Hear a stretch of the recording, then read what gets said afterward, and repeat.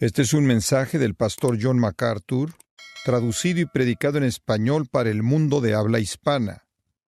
Como mencioné hace un momento, el próximo domingo por la mañana estaré haciendo un mensaje especial acerca de este asunto de la membresía de la iglesia y compartiendo mi corazón con ustedes.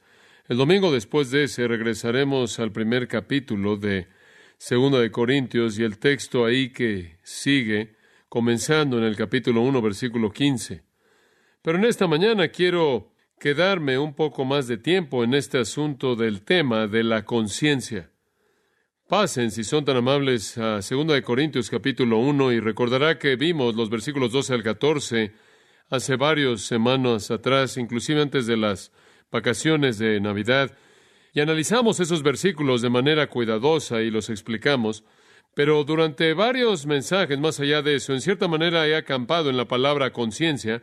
Permítame leerle el versículo 12 para establecer el contexto, para profundizar un poco más en este asunto de la conciencia. Pablo escribe, porque nuestra gloria es esta, el testimonio de nuestra conciencia, que con sencillez y sinceridad de corazón, no con sabiduría humana, sino con la gracia de Dios nos hemos conducido en el mundo y mucho más con vosotros. Ahora recordará que el apóstol Pablo estaba siendo atacado en su integridad, su justicia, su autoridad, su credibilidad, su eficacia. Él estaba siendo atacado en todo frente. Y en defensa de sí mismo, él apela a la corte más elevada. La corte más elevada que está en la tierra, fuera de Dios mismo, y es la conciencia. Él no pide el testimonio de otros hombres que vengan a ayudarle, no pide que algún grupo escriba una carta de recomendación. Él simplemente dice esto: sea lo que sea que ustedes están diciendo, nuestra confianza es esta, el testimonio de nuestra conciencia. Y su conciencia estaba afirmando que él era santo y piadoso y sincero, que él se había conducido a sí mismo de manera apropiada en la gracia de Dios en el mundo y hacia los corintios. La conciencia, entonces, es la corte más elevada en la tierra. La conciencia es el sistema de advertencia del alma, como lo señalamos en nuestro último mensaje acerca de esto. Es la conciencia, según Romanos 2:15, la cual nos acusa o nos justifica, esto es, nos afirma como ser buenos y justos y santos, o nos condena como alguien que está actuando de manera mala, pecaminosa, impía. Y francamente, la conciencia es el mejor crítico porque conoce los secretos más profundos de nuestro corazón y nadie más los conoce fuera de Dios.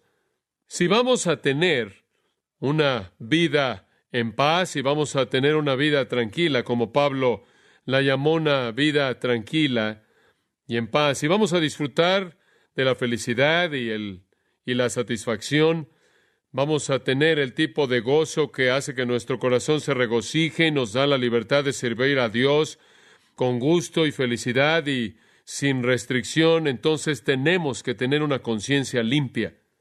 Realmente esa debe ser la meta y el deseo de todo creyente, el poder decir lo que Pablo dijo: pueden acusarme lo que quieran, pero el testimonio de mi conciencia es este, que estoy viviendo en santidad y en sinceridad piadosa.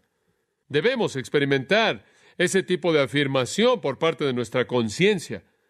Y eso es desafiante, porque el pecado afecta toda nuestra vida, todo nuestro ser, lo más profundo de nuestro ser. La pecaminosidad se encuentra en la médula del alma humana.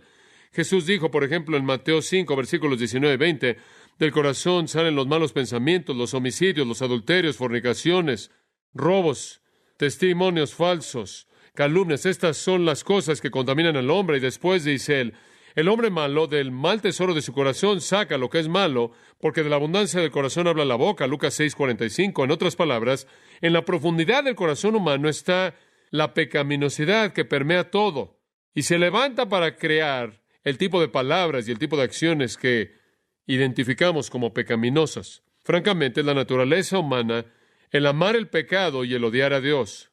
La mente carnal, Romanos 8:7, dice, es enemistad contra Dios.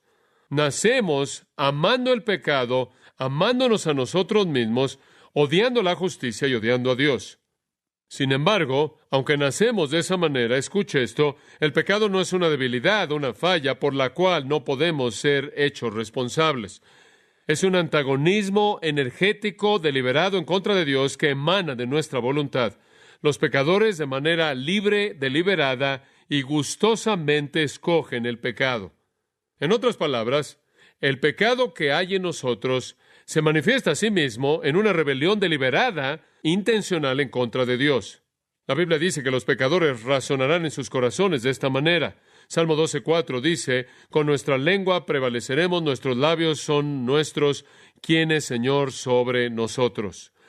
Como si dijeran, Dios no tiene derecho alguno sobre mi vida, yo voy a decir lo que quiero y haré lo que yo quiero.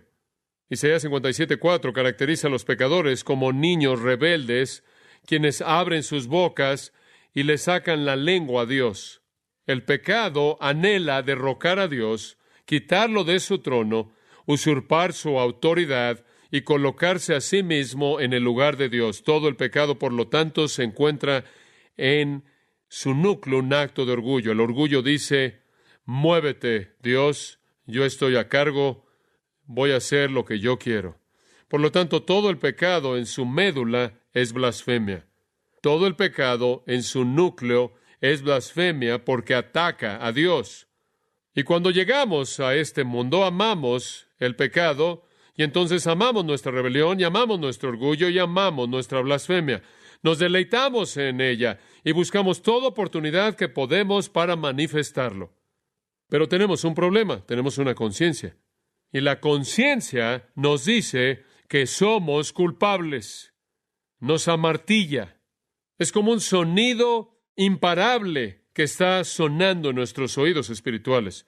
Y entonces, ¿qué hacemos? Tratamos de callar la conciencia al camuflajear nuestro pecado o redefinir nuestro pecado o evadir nuestra responsabilidad. Y usted podría resumir cómo hacemos esto, quizás en 3 maneras. En primer lugar, para poder callar nuestra conciencia de manera típica, tratamos de encubrir el pecado, enmascararlo. Esto no es nuevo. Adán y Eva hicieron esto en el huerto.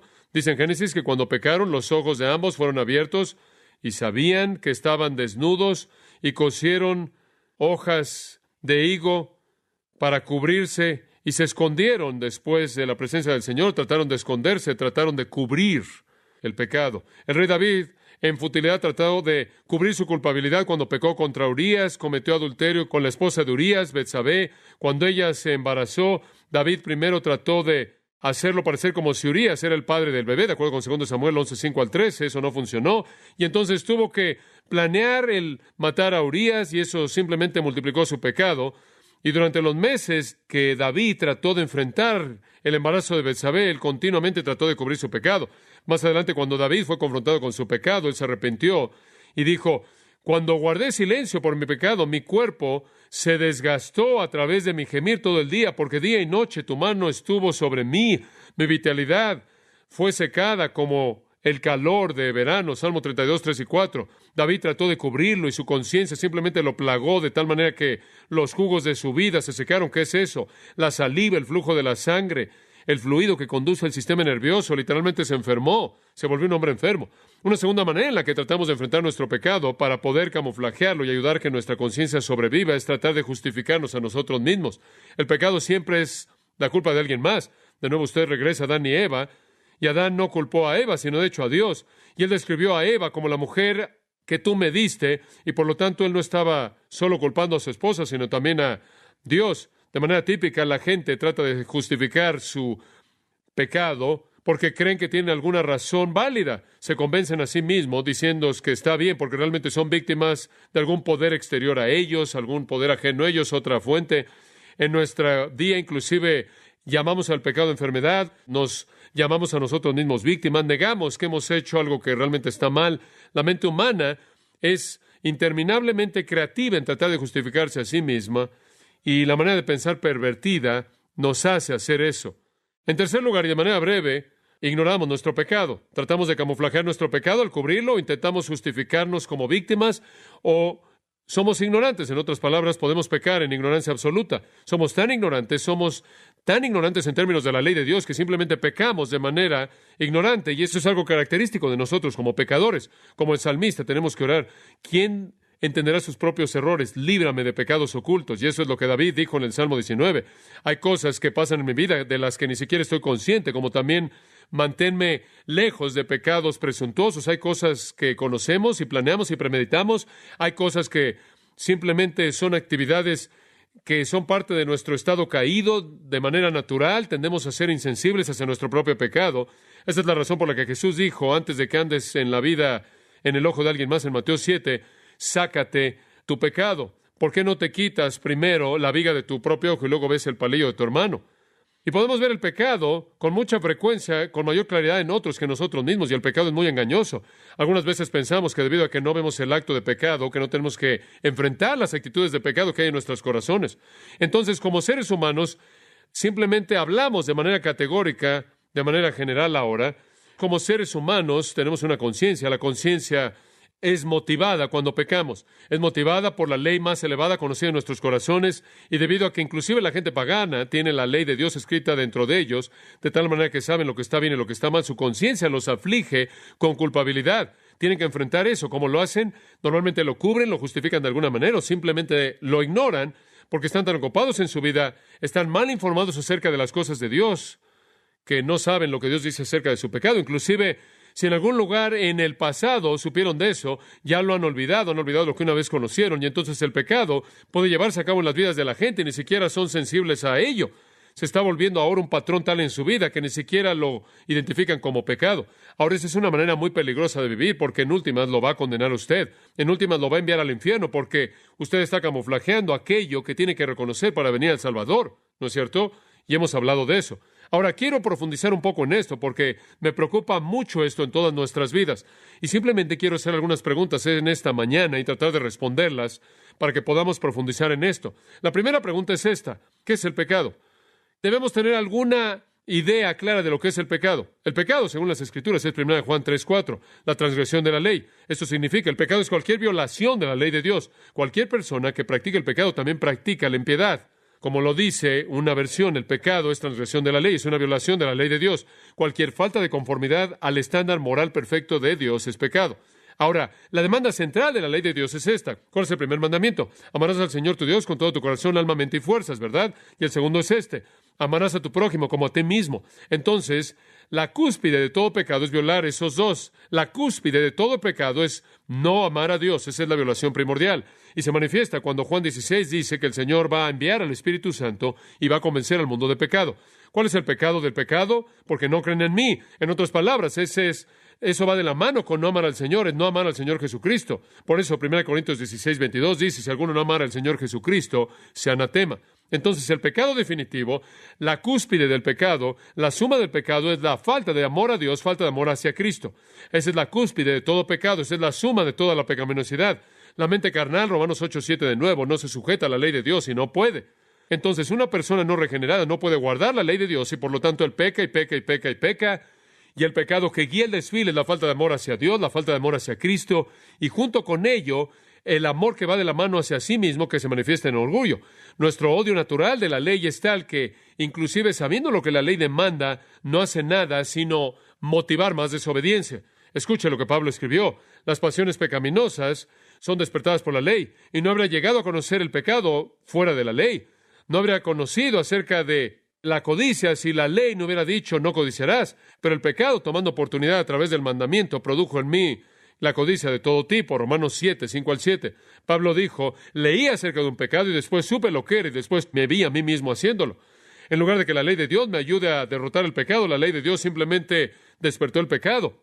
Entre más supe del pecado, más cosas en mi corazón quise cometer. Así es la inclinación del pecador hacia el pecado. Entre más aprende acerca de la ley de Dios, más peca él. La ley no le va a ayudar. La ley simplemente va a motivar el pecado. De hecho, Romanos 1:32 dice: supongo que el resumen de todo, aunque ellos, conociendo la ley de Dios, que los que practican esas cosas son dignos de muerte, no solo hacen lo mismo, sino que se deleitan en aquellos que lo practican. Ellos conocen la ley de Dios, saben que lleva a la muerte, pero lo hacen de cualquier manera y aplauden a los otros que lo hacen. Es sorprendente. Ahora, nuestra cultura entera en la actualidad refleja esta pasión por el pecado. Vivimos en una cultura en donde la pasión ahora es legítima. En algunas culturas no lo es. Y entonces hay restricciones sociales en lo mismo, pero no en la nuestra. Nuestra cultura entera refleja este amor apasionado hacia el pecado y nadie quiere aparentemente estorbarlo. En ningún lugar esto es más visible que en el mundo de los medios masivos de comunicación. Los medios masivos de comunicación se han convertido en los voceros de los pecados más bajos del hombre, Y en ningún lugar es más vil que en MTV. MTV, llamado música, televisión en inglés, transmite imágenes interminables de sexo, drogas y violencia, de manera interminable. Su programación de manera deliberada está diseñado para apelar a los deseos de los ojos, los deseos de la carne y la vanagloria de la vida. No tiene otro propósito. No tiene una virtud redentora. No tiene la intención de hacer que la gente sea moral, hacerlos buenas, ayudarles a pensar de manera profunda. No tiene la intención de educarlos, no tiene la intención de informarles, tiene la intención de liberar su pasión. Esa es su misión primordial, ese es su propósito entero. El programa de mayor rating en MTV es una serie animada que tiene a dos personajes cuyas vidas enteras son pasadas viendo videos musicales, desafiando todo estándar de bondad y moralidad. Beavis y su amigo, cuyo nombre no debe ser mencionado en público, pero ustedes lo conocen, literalmente ha llegado a las profundidades de la inmoralidad en la televisión. El lenguaje, las imágenes que se incluyen en estos programas son deliberadamente ofensivas, deliberadamente viles, son anticristianas, antimoral, y ni siquiera sería apropiado que yo las discutiera en un servicio de adoración. A pesar de esta realidad sorprendente de MTV, la cual es la escoria, el caño de la industria de los medios masivos de comunicación, MTV recientemente realizó un programa especial acerca de la teología del pecado. No lo vi en MTV, que quede claro, porque no tengo eso en mi televisión. Lo vi en PBS, en donde lo repitieron en el sistema de transmisión pública. Francamente me sorprendió ver que MTV llegara a reconocer el concepto del pecado, mucho menos hacer una serie especial acerca de esto ahí en MTV.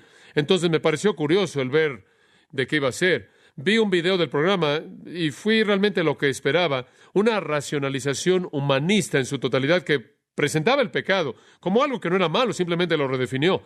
Hubieron cierto tipo de conductas que dijeron que no se podían evitar. Algunas cosas eran imprudentes, no se aconsejaba que se hicieran, y a veces era no amable hacer ciertas cosas, pero no había nada inherentemente impío en nada, y no había nada que ofendiera a Dios, porque realmente no había Dios. Ahora, la serie estaba diseñada en torno a los 7 pecados mortales, y si alguno de ustedes tiene un trasfondo del catolicismo, probablemente han oído de los 7 pecados veniales o mortales. No se enlistan así en la Biblia, pero en la época medieval, algunos teólogos medievales elaboraron una lista de lo que pensaban que eran los pecados, los 7 pecados veniales. Es una lista algo familiar. Aquí están el orgullo, la avaricia, la lujuria, el enojo, la envidia, la glotonería y la pereza. No una lista bíblica, pero un grupo clásico, probablemente elaborado por algunos teólogos medievales. El propósito no era identificar todo el pecado, sino identificar las actitudes de raíz de todo el pecado. Notará que esos son 7 pecados, llamados los 7 pecados mortales, no acciones, son actitudes. Orgullo, avaricia, lujuria, enojo, envidia, glotonería y pereza. Esos dan lugar a ciertas palabras, ciertas acciones. Pero esos, pensaron los teólogos, en cierta manera en las cosas que yacían detrás de toda la conducta humana pecaminosa. Ahora, en MTV, los 7 pecados veniales fueron retratados como todo menos mortal. De hecho, lo que hicieron fue encontrar ahí partes de personajes de caricaturas, extractos de películas bien conocidas y entrevistas con celebridades y algunos rockers y algunas personas que están involucradas en rap, y entrevistas con personas en el centro comercial, y todo fue editado para proveer un comentario de estos pecados. Y estas son las respuestas típicas. Queen Latifah, una cantante de rap, dijo: el orgullo es un pecado, no estaba consciente de eso. La actriz Christy Alley estuvo de acuerdo y dijo, y cito, no creo que el orgullo es un pecado, creo que es algo que un idiota inventó. Fin de la cita. Un rockero del grupo de Aerosmith dijo, y cito, la lujuria es para lo que vivo. Para eso me metí en la banda. Para las niñas que están ahí en la primera fila. El rapero Ice-T dijo, hablando del enojo, y cito, es necesario. Tienes que liberar esta tensión porque la vida trae tensión. Liberamos nuestro enojo cuando grabamos discos. Cuando hicimos Mata al Policía, estábamos enojados y los policías se enojaron. Un personaje, Michael Douglas, en una película llamada Wall Street, dijo, la avaricia es buena. Y claro, junto con todo esto, hubo una inversión total de la definición del pecado, la apelación inevitable a la psicología popular para definir estos puntos de vista, y la defensa fue siempre a lo largo de la idea de preservar la autoestima. La psicología dice que no podemos estar etiquetando a la gente como pecadores, va a echar a perder su autoestima. Ice-T dijo, y cito, el orgullo es un mandato. Ese es uno de los problemas de los niños en las ciudades, en las calles. Los niños no tienen suficiente orgullo. Me metía en una pandilla debido al orgullo. Ahora, ¿qué tan torcido es eso? John Leo escribió una perspectiva de esto en una revista que se llama US News y World Report, y resumió el sabor del programa, el cual leí y pensé que era muy interesante. Escuche lo que dijo, y cito: en lugar del lenguaje de la moderación y el dominio propio, todo el mundo parece hablar en el idioma terapéutico de los sentimientos y la autoestima.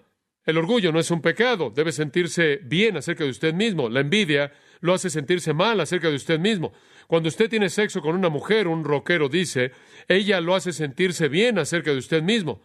Pero no sé si eso lo salva al final. Inclusive, el homosexual arrepentido está totalmente comprometido con el hablar acerca de sí mismo. Y cito: perdonarme a mí mismo se ha convertido en el desafío de mi vida. Él escribe: hay un sentido vago de que el pecado, si existe, seguramente es un problema de la psicología. Fin de la cita. Kurt Loder, un narrador, nos dice que al comienzo del programa estamos lidiando con compulsiones. Él dice: los 7 pecados veniales no son actos malos, sino más bien compulsiones humanas universales que pueden ser molestas y se pueden disfrutar mucho. Fin de la cita. Al hablar de la glotonería, rápidamente se deteriora en hablar de adicciones. Así es como todos los hábitos se presentan en las terapias populares de la generación de MTV en la que creció. Yo soy adicto a mi novia, dice un hombre acerca de la glotonería. Alguien más dice que el programa de autoayuda de 12 pasos es el regalo de Dios al siglo XXI. Él simplemente está narrando el caos y la confusión. Por cierto, el homosexual arrepentido al que se hizo referencia en el artículo era un joven que de hecho había matado a un homosexual y después describió sus sentimientos de remordimiento. Él se preguntó si en algún momento podía ser perdonado, entonces fue con un capellán, supongo en su cárcel, y el capellán le dijo que el perdón es posible, pero la única manera en la que él va a conocer perdón es si llega a sentirlo algún día, y entonces él vive cada día para sentirse perdonado. Es triste. El pecado, de acuerdo con MTV, no está basado en estándares morales absolutos.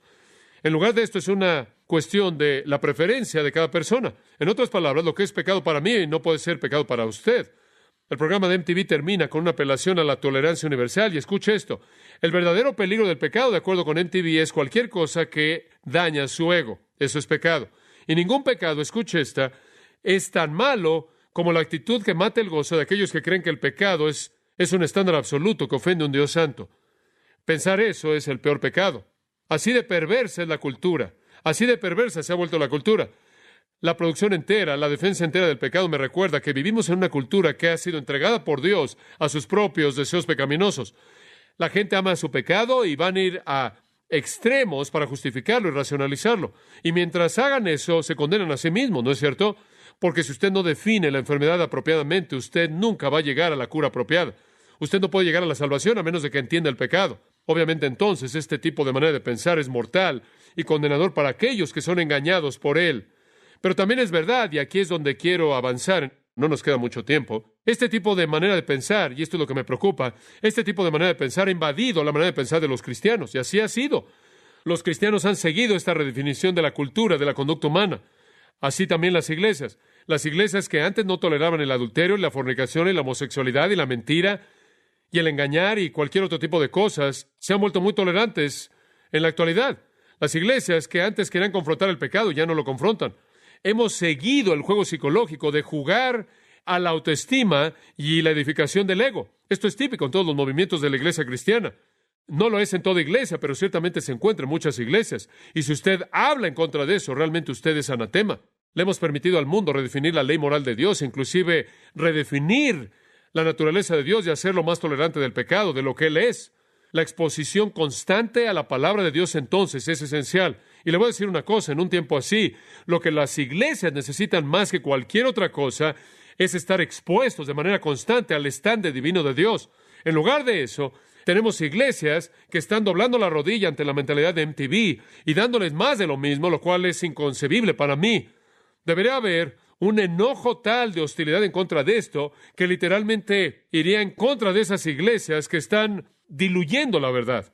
Digo, deberíamos estar tan enojados por esto que debería comenzar con una revolución espiritual. Digo, me parece sorprendente que en un tiempo en el que la cultura está siendo definida por MTV, las iglesias están tratando de adaptarse a la cultura. Es increíble.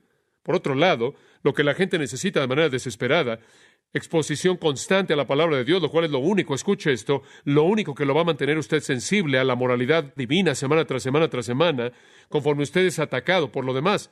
Cuando necesitamos eso de manera desesperada, el mantener nuestra sensibilidad al estándar de Dios y a la verdadera santidad y a la verdadera pureza, las iglesias están haciendo eso a un lado a favor de entretener a su congregación. Y es un tiempo sorprendente en el que vivimos. Ahora quiero hacer una segunda pregunta. Veremos hasta dónde llegamos. ¿Cuál es el pecado que es el más serio? Sabemos qué es el pecado. Es cualquier violación de la ley de Dios. Y nunca vamos a ser sensibles al pecado a menos de que constantemente nos mantengamos sensibles a la ley de Dios, y usted hace eso mediante la enseñanza de la palabra. Porque la cultura simplemente está ahogando a la gente, incluyendo a la gente cristiana, en esta nueva moralidad y esta nueva explicación psicológica de la iniquidad y esta nueva basura acerca de la autoestima y la necesidad de edificar, de construir su ego. Sabemos lo que es el pecado. Simplemente conforme somos expuestos a la palabra de Dios, y creo que esto tiene que suceder todo el tiempo. Este no es un momento para sermones cortos que son interesantes. Este es un momento para sermones largos que son demandantes. Mantener una vida pura es muy desafiante en esta época, y necesitamos oír la palabra de Dios. Pero profundicemos un poco más. ¿Cuál es el pecado más serio? ¿Cuál es el pecado más serio? Y le voy a decir cuál es la respuesta.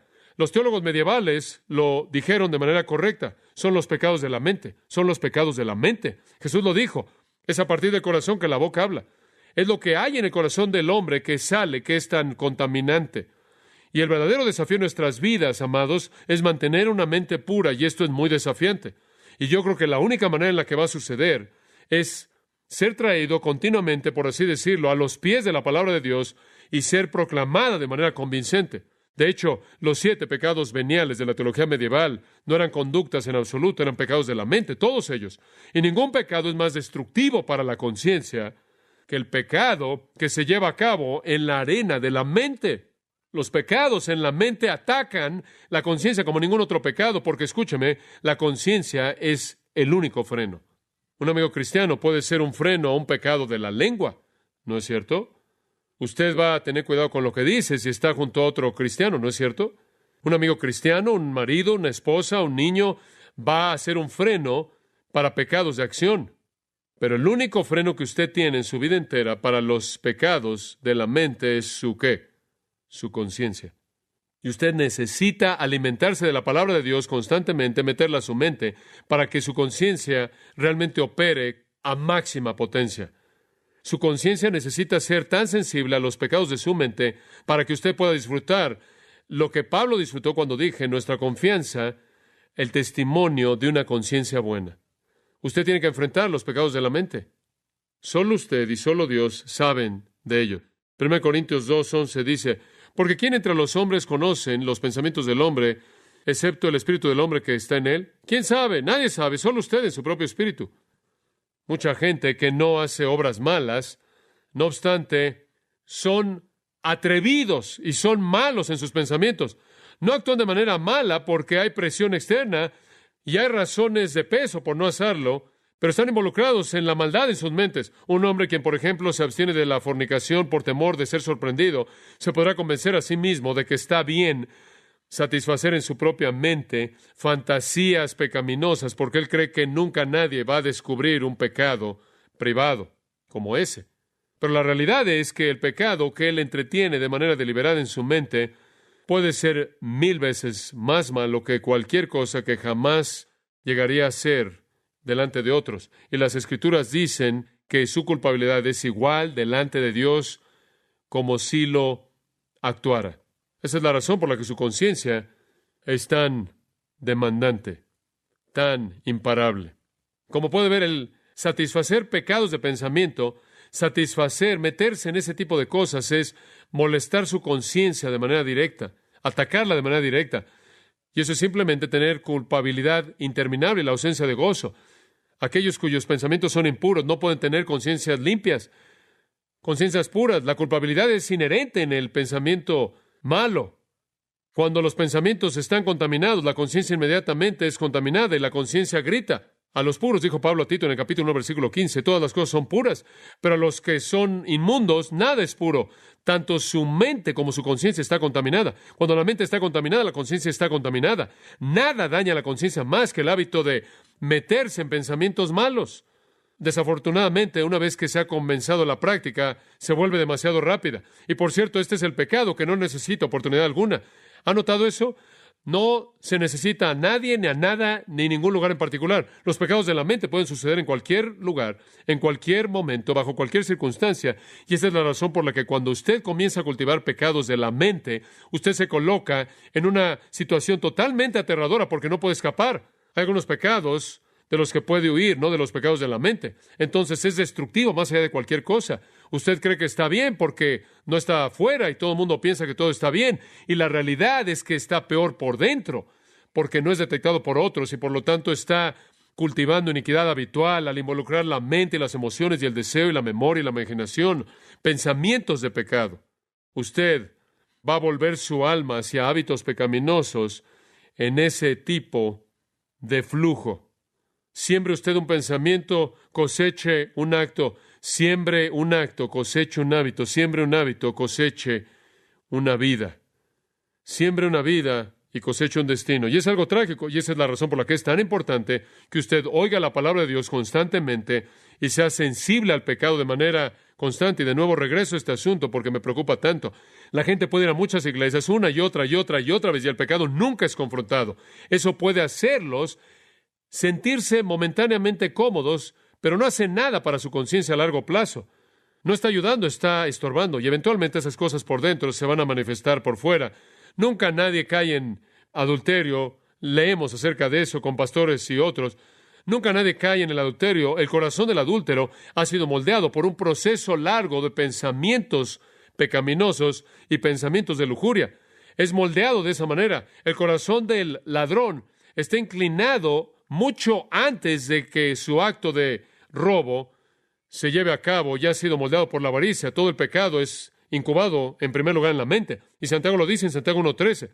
Nadie diga cuando es tentado, soy tentado por Dios, porque Dios no puede ser tentado por el mal, ni Él tienta a nadie, sino que cada uno es tentado cuando de su propia concupiscencia se ha atraído y seducido. Entonces la concupiscencia, habiendo concebido, da luz el pecado, y el pecado, siendo consumado, da luz la muerte. No os engañéis, hermanos, todo comienza adentro. Y una y otra vez usted se acuerda de que Cristo reprendió a los fariseos porque observaban la ley ceremonial externa y ellos descuidaban la parte moral. Estaban preocupados de manera total con parecer justos y eran como una tumba, blancos por fuera y por dentro apestaban con huesos de cadáveres. Él les dice, ay de vosotros, escribas y fariseos hipócritas, porque limpiáis lo de afuera del plato y del vaso, pero por dentro están llenos de robo y de malicia. Fariseo ciego, limpia primero la parte de adentro del plato y del vaso para que lo de afuera pueda también ser limpio. Ay de vosotros, escribas y fariseos hipócritas, porque sois como sepulcros blanqueados, que por fuera se ven hermosos, pero por dentro están llenos de huesos de muertos y de toda impiedad, porque también ustedes por fuera parecen justos a los hombres, pero por dentro están llenos de hipocresía y de impiedad. ¿Y sabe usted que los fariseos habían llegado al punto en el que de hecho creían que los pensamientos malos realmente no eran pecaminosos, solo las obras malas? Y esa es la razón por la que Jesús les dijo, habéis oído que se dijo a los antiguos, no mataréis, y cualquiera que matare será culpable de juicio. Pero yo os digo que cualquiera que se enoje contra su hermano será culpable de juicio. Habéis oído que se os dijo, no cometeréis adulterio, pero yo os digo que cualquiera que mire a una mujer para codiciarla ya adulteró con ella en su corazón. No solo el homicidio es pecado, sino también el enojo. No solo el adulterio es pecado, sino también la lujuria. Trate de decirle eso a nuestra cultura. ¿Qué debe estar pasando en nuestras mentes? ¿Qué debe estar pasando en las profundidades de nuestras mentes y corazones? ¿Qué debe estar pasando ahí? Le voy a decir qué. Adoración y amor a Dios. Adoración y amor a Dios. Cuando fuimos salvos para ser buenos adoradores, verdaderos adoradores. El Señor nos salvó para que fuéramos hechos verdaderos adoradores. Escuche esto. El pecar en la mente entonces es profanar el santuario mismo en donde nuestra mejor y más elevada adoración debe estarse llevando a cabo. Entonces, cultivar pecados de la mente no solo contamina la mente, sino que quita el lugar de la adoración para lo cual fuimos salvos. Y ahí de nuevo puede ser definido como una forma de blasfemia. Algunas veces es relativamente fácil el confesar y dejar actos de pecado, palabras de pecado, pero los pecados de lo que pensamos siguen y no se confiesan más que cualquier otro tipo. Son los pecados que oscurecen el alma, son los pecados que dañan la virtud, operan de manera directa en contra de la conciencia, y ahí está la conciencia peleando con todo lo que tiene en contra de este ataque. Esa es la razón por la que el Antiguo Testamento dice en Proverbios 4:23, Sobre toda cosa guardada, guarda tu corazón, porque de él mana la vida. Pero ¿sabe una cosa? Más allá de la conciencia, tengo que decir que Dios conoce nuestros corazones.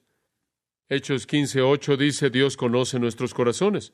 1 Juan 3:20 dice, Dios es mayor que nuestro corazón y conoce todas las cosas.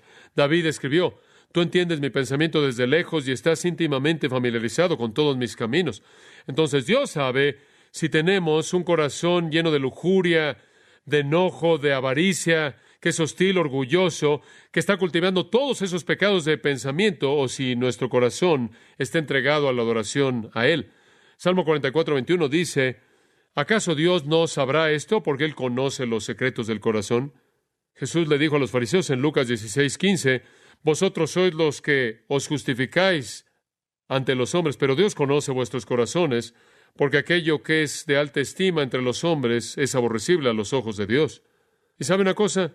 Lo que pasa en su corazón es la prueba de su virtud. Proverbios 23:7, porque cuál es su pensamiento en su corazón, tal es él. Proverbios 6:12, un hombre impío, un hombre malo, es el que con perversidad en su corazón planea el mal continuamente. ¿Quiere saber lo que realmente es? Vea su corazón, vea hacia adentro. Porque como el agua, el rostro refleja al rostro, así el corazón del hombre refleja al hombre. Proverbios 27:19. La conducta externa no es una medida precisa de su virtud. Los pensamientos de su corazón revelan la verdad. Los pensamientos de su corazón solo son conocidos por Dios y su conciencia. Y amados, es tan crucial que cultivemos una vida pura para que podamos disfrutar del testimonio de una conciencia limpia.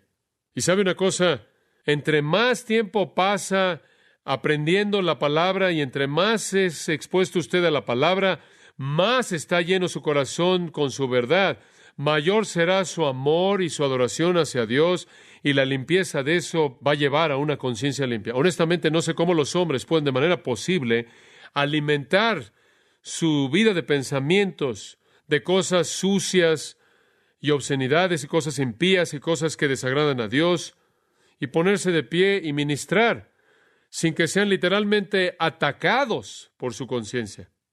Los consoladores de Job, ¿se acuerda de ellos? Llegaron a él y lo acusaron falsamente, y no había nada en su vida de lo que podían acusarlo, ¿verdad? Usted se acuerda de Job. Él era más justo que cualquier otro hombre. ¿De qué lo iban a acusar? Le voy a decir de qué lo acusaron. De una vida de pensamiento sucia. Sofar llegó a él y dijo en Job 20, versículos 12 y 13, la maldad es dulce en su boca y lo esconde debajo de su lengua. Aunque lo desea, no lo va a soltar y lo tiene en su boca. En otras palabras, él realmente es impío por dentro. No lo ven, no lo oyen, pero es sucio por dentro. El retrato que él pintó del pensador malo es vívidamente verdadero.